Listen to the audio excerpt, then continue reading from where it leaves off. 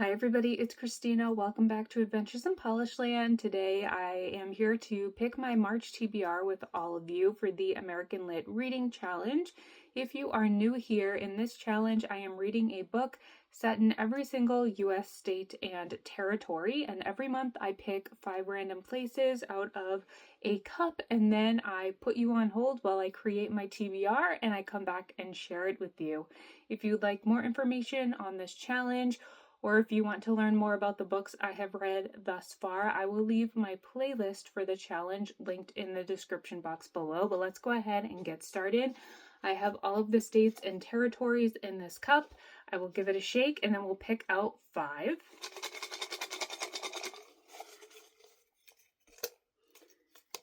One, 2, 3, 4, and 5. So let's see what we got here. We haven't received any territories yet. We have Kansas, Tennessee,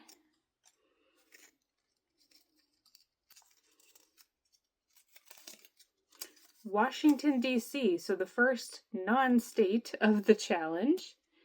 And I'm excited about that one because I already have a book picked out.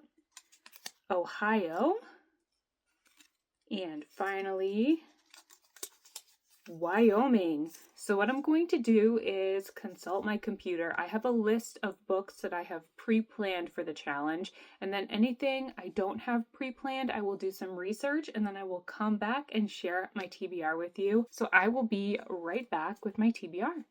Okay, I am back. I have my TBR for March, and I am excited because 3 of these books were on my list of books to read. So if you are new here, what I did at the beginning of the year was I went through all of the books that I had saved to my want to read list at the library, and I found the setting for as many of them as I could. So with this challenge, not only am I reading books set around the country, but I am also reading books that have been on the back of my radar for a really long time, some of them for over a decade. And so I have 3 of them that were on that list, which is very exciting. The first one is for Washington, D.C. That one is Yellowface by R.F. Kuang, which I feel like almost everyone has heard of this book by now. I know it's about a woman who assumes the identity of her friend who died and takes credit for her work, and there is a controversy surrounding that. I don't really know much else. The next book is a new release, and I heard about it from Real Simple magazine and immediately added it to my list. It is set in Wyoming. It is How to Commit a Postcolonial Murder by Nina McConigley. Hope I'm saying her name right. But I remember when I saw this blurbed in the magazine, it sounded really fascinating. It takes place in the 80s, and there are 2 sisters. I believe they are from India, and they come to the United States, and their uncle abuses them, and I think they have a plot to kill him. So sounded very entertaining, but also heartfelt at the same time. So I'm excited to get to that one. Next up is Ohio, and I am reading No One Can Pronounce My Name by Rakesh Satyal, and this one I heard about from Steve Donahue here on BookTube several years ago now, and I remember he had high praise for it, so I added it to my list. And it says, this is a humorous and tender multi-generational novel about immigrants and outsiders. So this was published in 2017, but obviously still very timely today, and I'm excited to finally have a reason to place this one on hold. Then I did some research for the last 2 states. First, we have Tennessee, and when I did some Googling to find books set in Tennessee, this one caught my eye.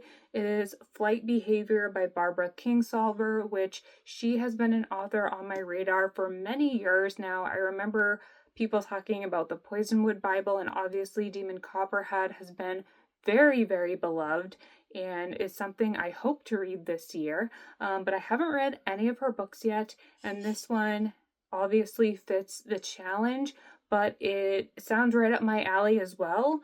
I took one look at the first sentence on Goodreads and thought, yep, this is the book for Tennessee. It says, flight behavior takes on one of the most contentious subjects of our time, climate change. And climate change is something very important to me, so to have a novel about it, I thought would be something that I enjoy. So I will be reading Flight Behavior for Tennessee. And then the final book on my list is from Kansas. This one stumped me a little bit. I wasn't coming up with too much that I was interested in for the challenge, but then all of a sudden I found The Reckless Oath We Made. This is by Bryn Greenwood, who is the author of All the Ugly and Wonderful Things, which I read and really enjoyed. I thought it talked about a difficult topic in a very sensitive way. And this one I had never heard of before, but it looks like it's a similar idea where she's dealing with very controversial subjects, and I hope she's going to treat it with the same respect and dignity that she did with the other book. And this one is a provocative love story between a tough Kansas woman on a crooked path to redemption and the unlikeliest of champions. So, sounds really interesting. All of these books are available either at my local library or in the library system, so I went ahead and placed them on hold, and I am excited to continue this challenge. We are on the 3rd month, and everything's been going really well. I hope if you are following along, you are enjoying this series, and I hope if you are participating, you will let me know in the comments. I hope you're having a great day, and I will see you in my next video. Bye!